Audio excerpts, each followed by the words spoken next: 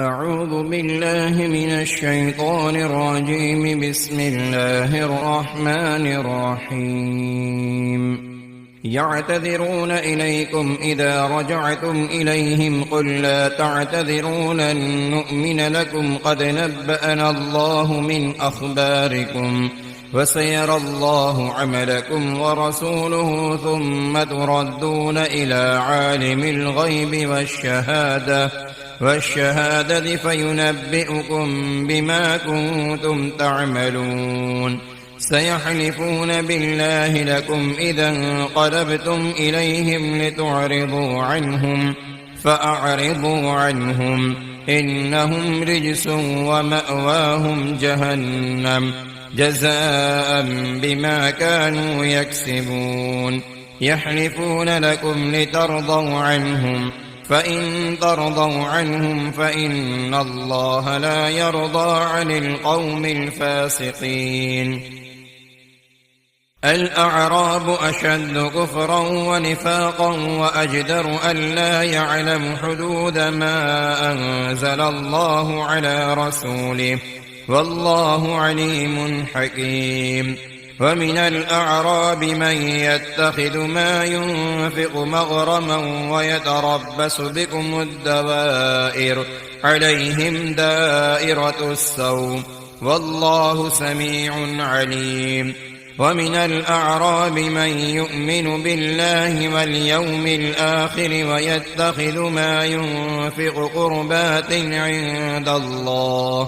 عند الله وصلوات الرسول ألا إنها قربة لهم سيدخلهم الله في رحمته إن الله غفور رحيم. والسابقون الأولون من المهاجرين والأنصار والذين اتبعوهم بإحسان رضي الله عنهم ورضوا عنه وأعد لهم جنات تجري تحتها الأنهار خالدين فيها أبدا ذلك الفوز العظيم. وممن حولكم من الأعراب منافقون ومن أهل المدينة مردوا على النفاق لا تعلمهم نحن نعلمهم سنعذبهم مرتين ثم يردون إلى عذاب عظيم. وآخرون اعترفوا بذنوبهم خلطوا عملا صالحا وآخر سيئا عسى الله أن يتوب عليهم إن الله غفور رحيم. خذ من أموالهم صدقة تطهرهم وتزكيهم بها وصل عليهم إن صلاتك سكن لهم والله سميع عليم. ألم يعلموا أن الله هو يقبل التوبة عن عباده ويأخذ الصدقات وأن الله هو التواب الرحيم. وقل اعملوا فسيرى الله عملكم ورسوله والمؤمنون وستردون إلى عالم الغيب والشهادة فينبئكم بما كنتم تعملون. وآخرون مرجون لأمر الله إما يعذبهم وإما يتوب عليهم والله عليم حكيم. والذين اتخذوا مسجدا ضرارا وكفرا وتفريقا بين المؤمنين وإرصادا لمن حارب الله ورسوله من قبل وليحلفن إن أردنا إلا الحسنى والله يشهد إنهم لكاذبون. لا تقم فيه أبدا لمسجد أسس على التقوى من أول يوم أحق أن تقوم فيه رجال يحبون أن يتطهروا والله يحب المطهرين. أفمن أسس بنيانه على تقوى من الله ورضوان خير أمن أسس بنيانه على شفا جرف هار فنهار به في نار جهنم والله لا يهدي القوم الظالمين لا يزال بنيانهم الذي بنوا ريبة في قلوبهم إلا أن تقطع قلوبهم والله عليم حكيم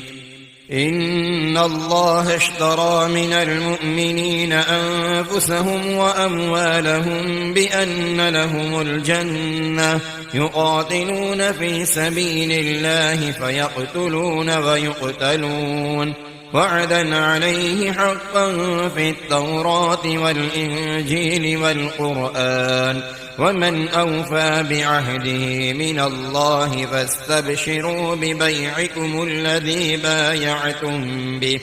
وذلك هو الفوز العظيم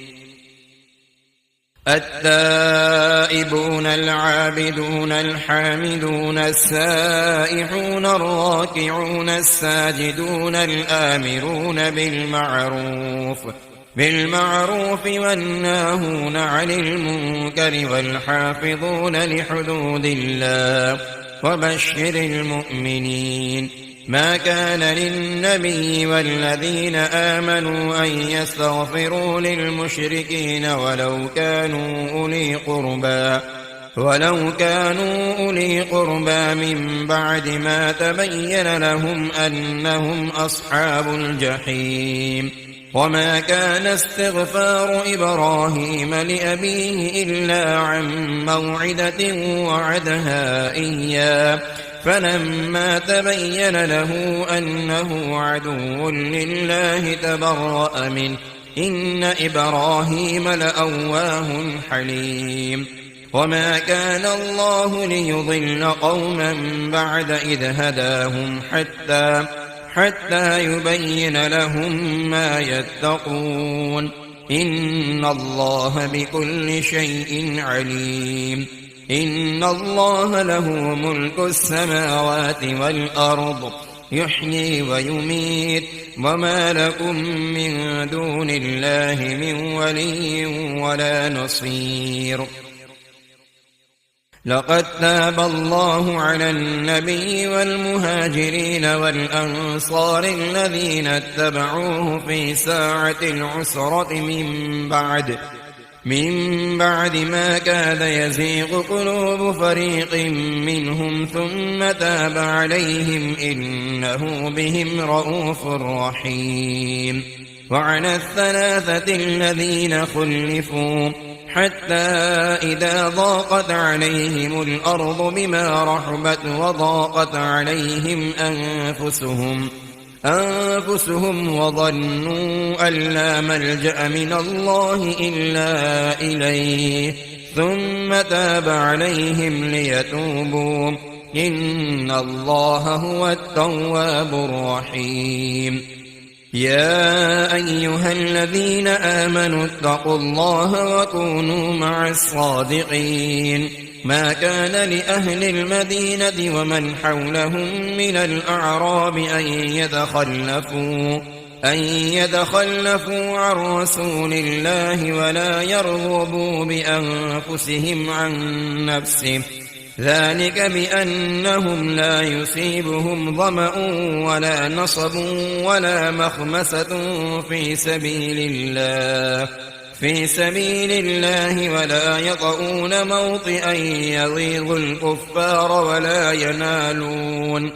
ولا ينالون من عدو نيلا إلا كتب لهم به عمل صالح إن الله لا يضيع أجر المحسنين ولا ينفقون نفقة صغيرة ولا كبيرة ولا يقطعون واديا إلا كتب لهم ليجزيهم الله أحسن ما كانوا يعملون وما كان المؤمنون لينفروا كافة فلولا نفر من كل فرقة منهم طائفة ليتفقهوا في الدين ولينذروا قومهم إذا رجعوا إليهم لعلهم يحذرون يا أيها الذين آمنوا قاتلوا الذين يلونكم من الكفار وليجدوا فيكم غلظة واعلموا أن الله مع المتقين وإذا ما أنزلت سورة فمنهم من يقول أيكم زادته هذه إيمانا فأما الذين آمنوا فزادتهم إيمانا وهم يستبشرون وأما الذين في قلوبهم مرض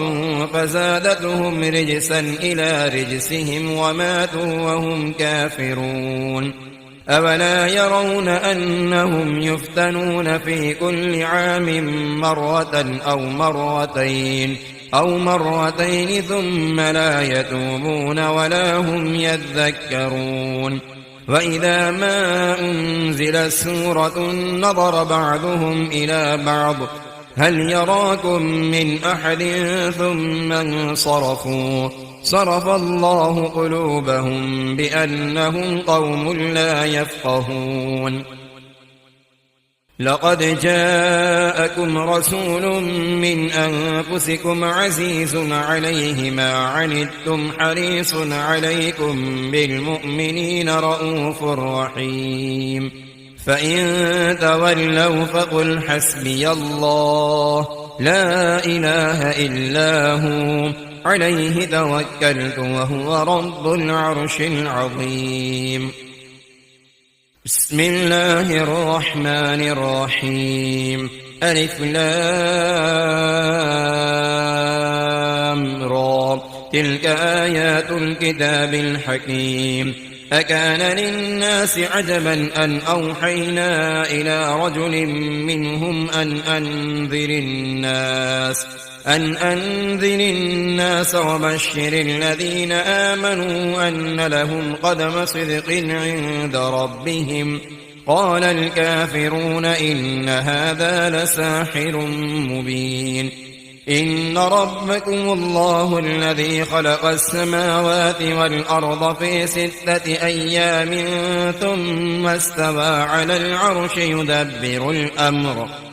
ما من شفيع إلا من بعد إذنه ذلكم الله ربكم فاعبدوه أفلا تذكرون إليه مرجعكم جميعا وعد الله حقا إنه يبدأ الخلق ثم يعيده ليجزي الذين آمنوا وعملوا الصالحات بالقسط والذين كفروا لهم شراب من حميم وعذاب أليم بما كانوا يكفرون هو الذي جعل الشمس ضياء والقمر نورا وقدره منازل لتعلموا عدد السنين والحساب ما خلق الله ذلك إلا بالحق يفصل الآيات لقوم يعلمون إن في اختلاف الليل والنهار وما خلق الله في السماوات والأرض لآيات لقوم يتقون إن الذين لا يرجون لقاءنا ورضوا بالحياة الدنيا واطمأنوا بها والذين هم عن آياتنا غافلون أولئك مأواهم النار بما كانوا يكسبون إن الذين آمنوا وعملوا الصالحات يهديهم ربهم بإيمانهم تجري من تحتهم الأنهار في جنات النعيم دعواهم فيها سبحانك اللهم وتحيتهم فيها سلام وآخر دعواهم أن الحمد لله رب العالمين ولو يعجل الله للناس الشر استعجالهم بالخير لقضي إليهم أجلهم فنذر الذين لا يرجون لقاءنا في طغيانهم يعمهون وإذا مس الإنسان الضر دعانا لجنبه أو قاعدا أو قائما فلما كشفنا عنه ضره مر كأن لم يدعنا إلى ضر مسه كذلك زين للمسرفين ما كانوا يعملون ولقد أهلكنا القرون من قبلكم لما ظلموا وجاءتهم رسلهم بالبينات وما كانوا ليؤمنوا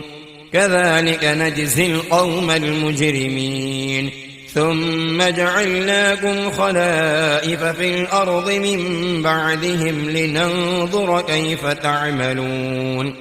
وإذا تتلى عليهم آياتنا بينات قال الذين لا يرجون لقاءنا أت بقرآن غير هذا أو بدل قل ما يكون لي أن أبدله من تلقاء نفسي إن أتبع إلا ما يوحى إلي إني أخاف إن عصيت ربي عذاب يوم عظيم قل لو شاء الله ما تلوته عليكم ولا أدراكم به فقد لبثت فيكم عمرا من قبله أفلا تعقلون فمن أظلم ممن افترى على الله كذبا أو كذب بآياته إنه لا يفلح المجرمون ويعبدون من دون الله ما لا يضرهم ولا ينفعهم ويقولون هؤلاء شفعاؤنا عند الله قل أتنبئون الله بما لا يعلم في السماوات ولا في الأرض سبحانه وتعالى عما يشركون وما كان الناس إلا أمة واحدة فاختلفوا ولولا كلمة سبقت من ربك لقضي بينهم فيما فيه يختلفون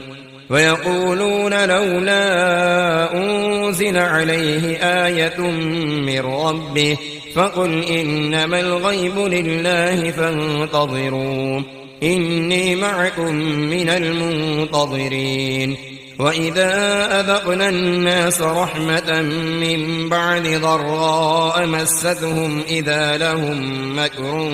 في آياتنا قل الله أسرع مكرا إن رسلنا يكتبون ما تمكرون هو الذي يسيركم في البر والبحر حتى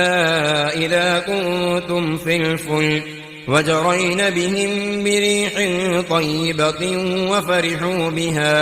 وفرحوا بها جاءتها ريح عاصف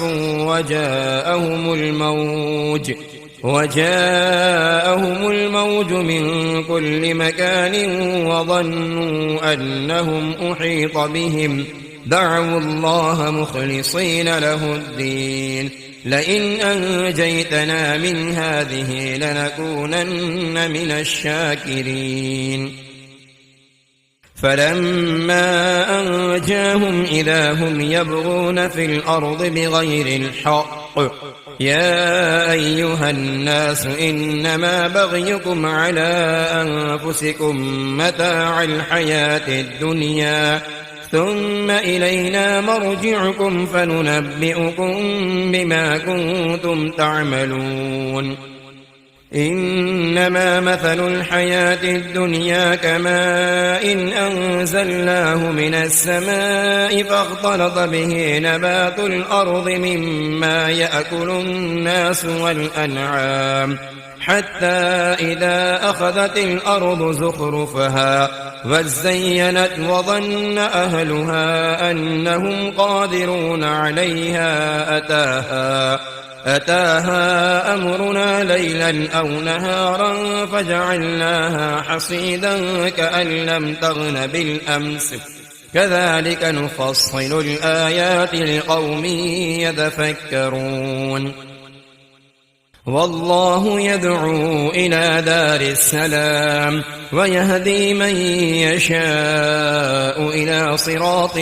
مستقيم للذين أحسنوا الحسنى وزيادة ولا يرهق وجوههم قطر ولا ذلة أولئك أصحاب الجنة هم فيها خالدون والذين كسبوا السيئات جزاء سيئة بمثلها وترهقهم ذلة ما لهم من الله من عاصم كأنما أغشيت وجوههم قطعا من الليل مظلما أولئك أصحاب النار هم فيها خالدون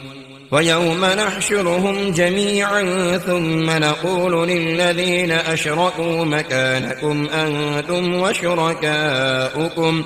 فزيلنا بينهم وقال شركاؤهم ما كنتم إيانا تعبدون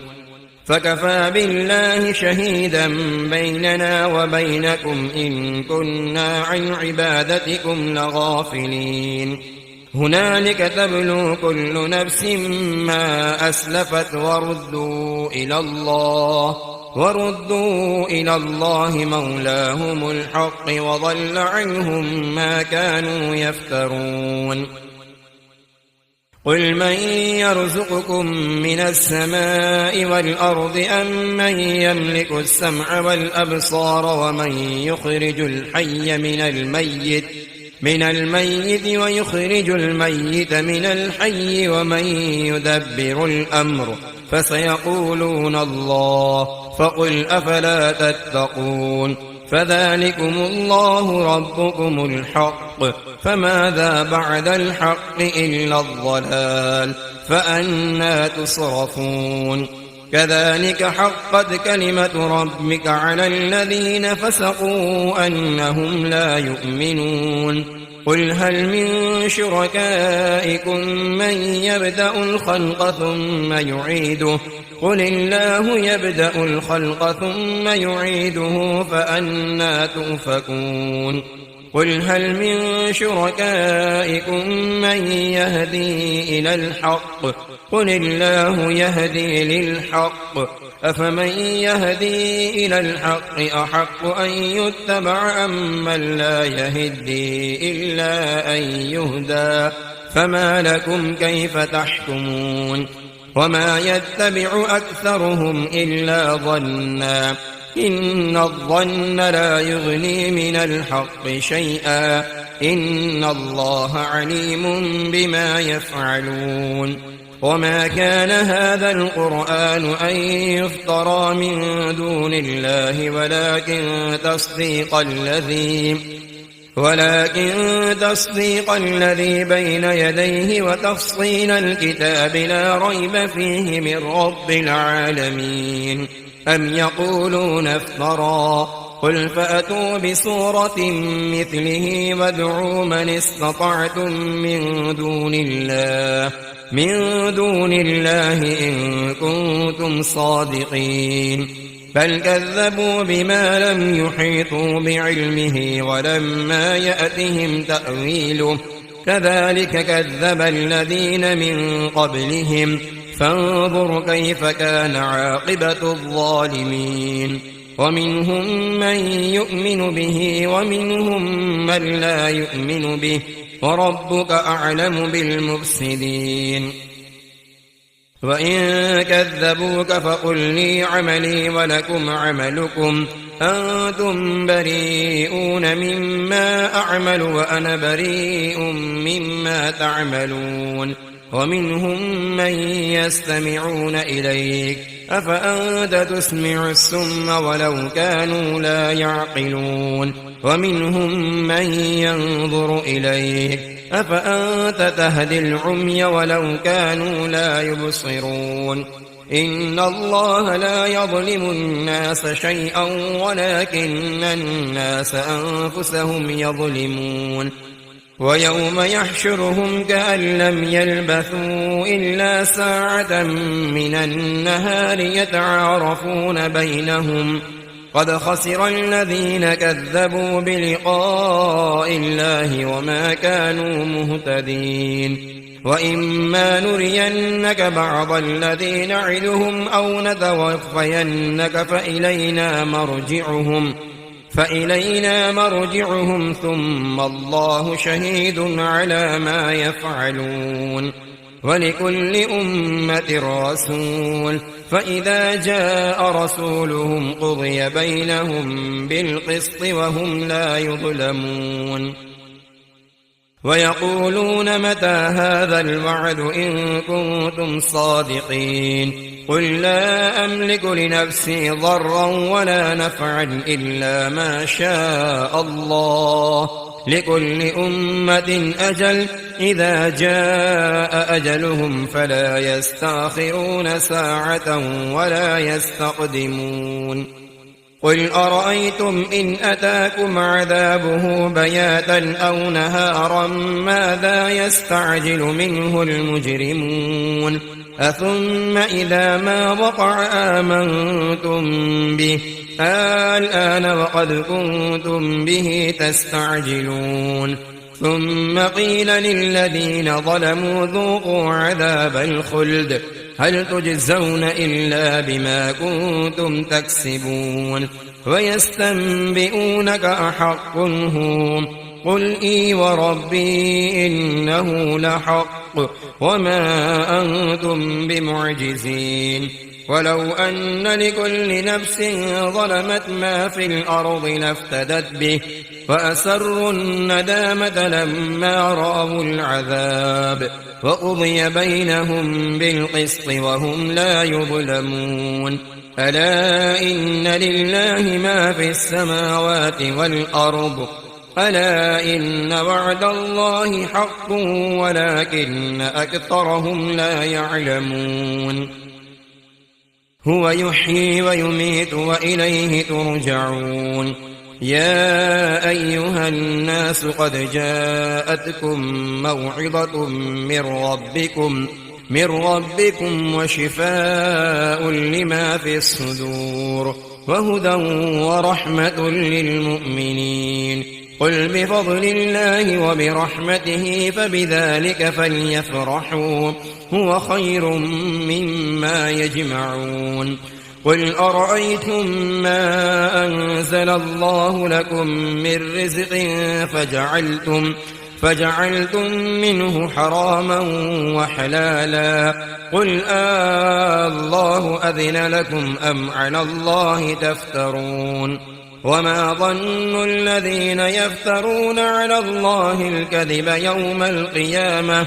إن الله لذو فضل على الناس ولكن أكثرهم لا يشكرون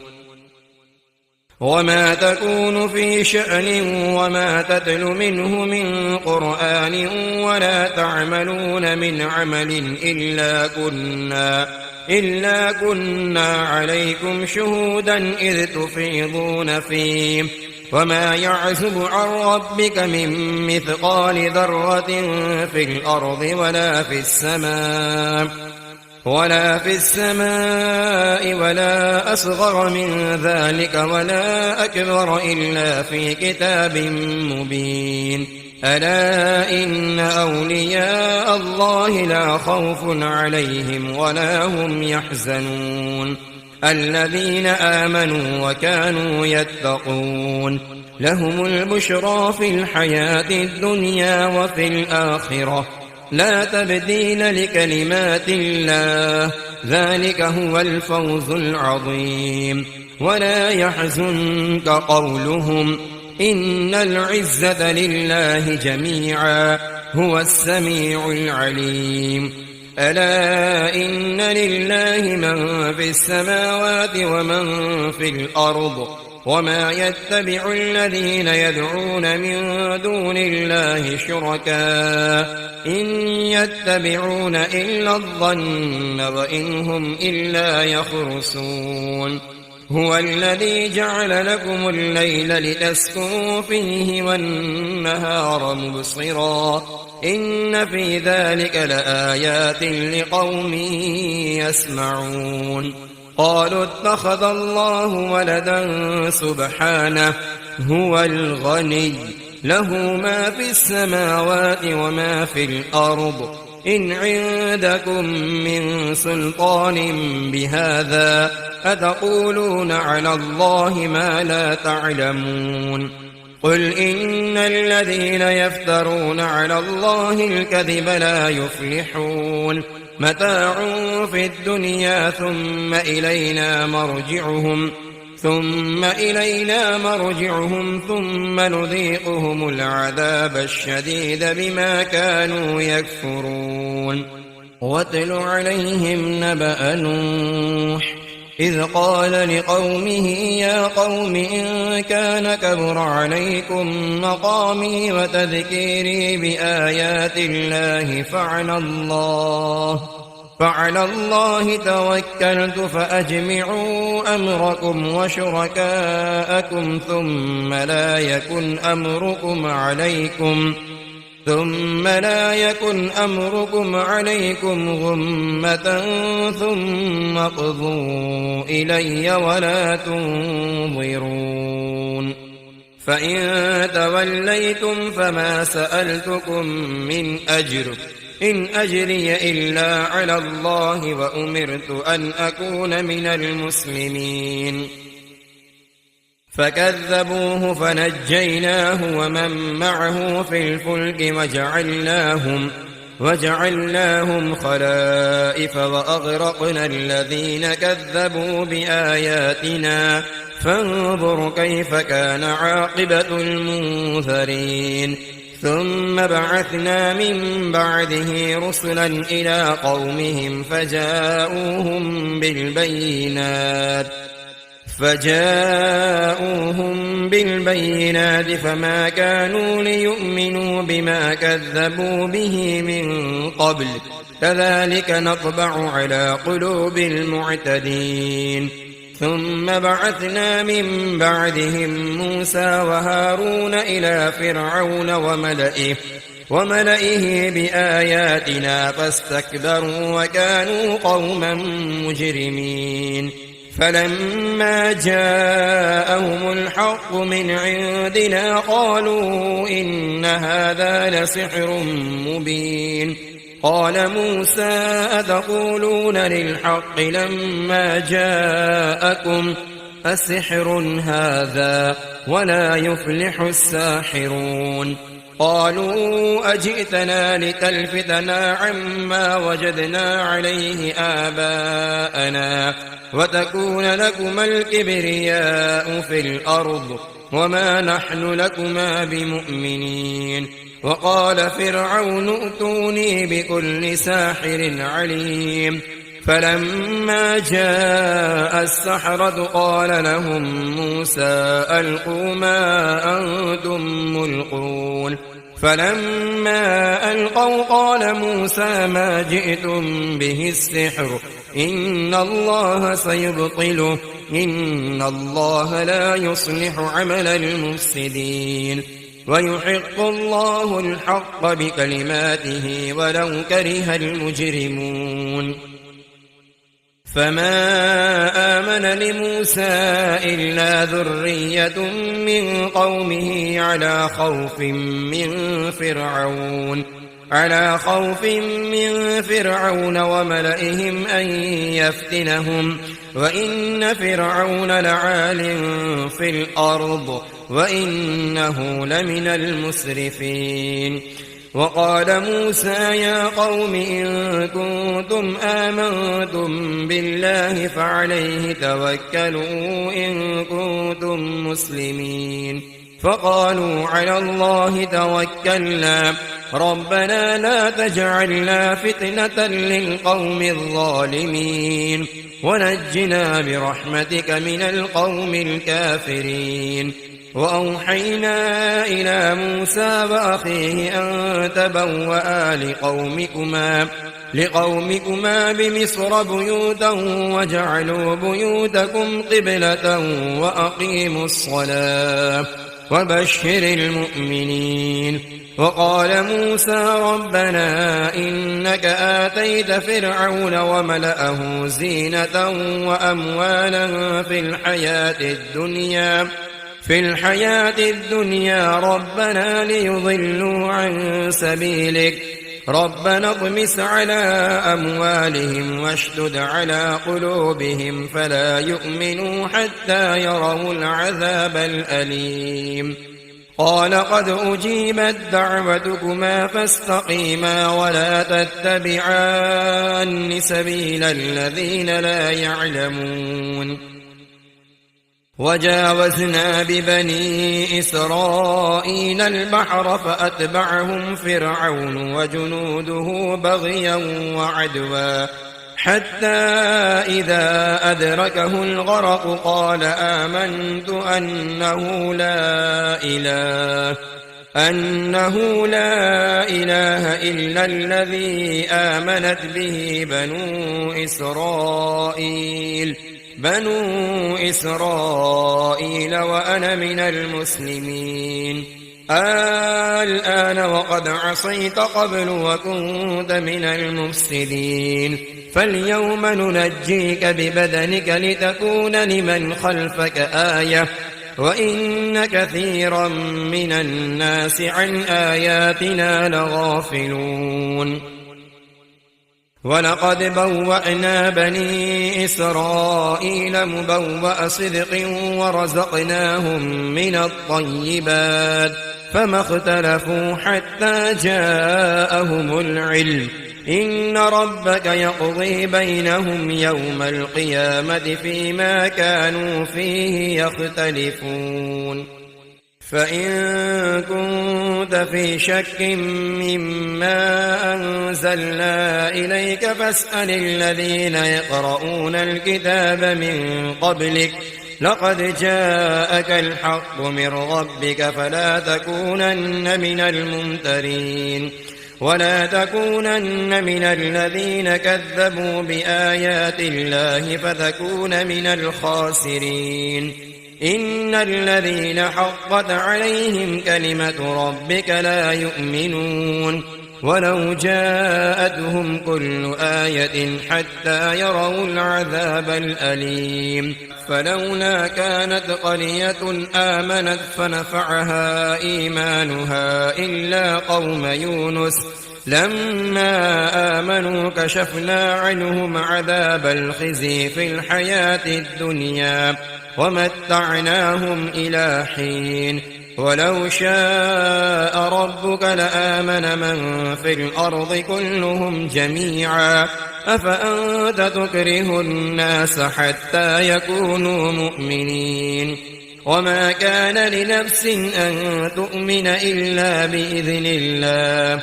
ويجعل الرجس على الذين لا يعقلون. قل انظروا ماذا في السماوات والأرض وما تغني الآيات والنذر عن قوم لا يؤمنون. فهل ينتظرون إلا مثل أيام الذين خلوا من قبلهم قل فانتظروا إني معكم من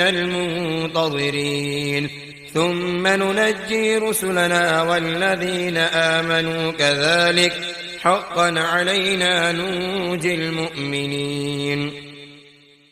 قل يا أيها الناس إن كنتم في شك من